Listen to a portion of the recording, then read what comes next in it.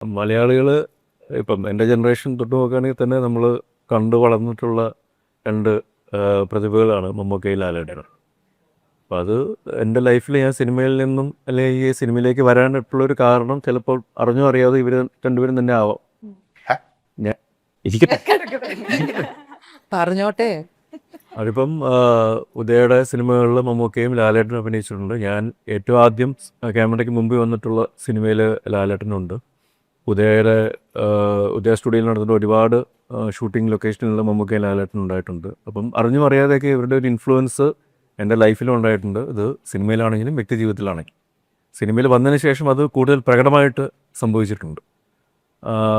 തീർച്ചയായിട്ടും നേരത്തെ രേവതി മാം പറഞ്ഞ പോലെ മമ്മൂക്ക എപ്പോഴും റീഇൻവെൻറ്റ് ചെയ്തുകൊണ്ടിരിക്കുകയാണ്. ഓരോ വേർഷൻസ് അല്ലെങ്കിൽ പുതിയതായിട്ടുള്ള കാഴ്ചകൾ നമുക്ക് കാണിച്ചു തരികയാണ്, ചെയ്ത് നമ്മൾ എൻ്റർടൈൻ ചെയ്യിക്കുകയാണ്.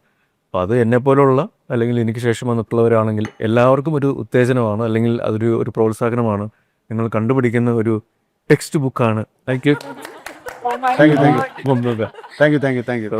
ഇവിടെ അടുത്തിരിക്കുന്നത് തന്നെ അങ്ങനെ എന്തെങ്കിലുമൊക്കെ കിട്ടിക്കൊണ്ട് വിചാരിച്ചിട്ട് ഞാൻ രാവിലെ പറഞ്ഞു പഠിപ്പിച്ചായിരിക്കും. പ്രഥമ ശിഷ്യൻ ഇരിക്കുന്ന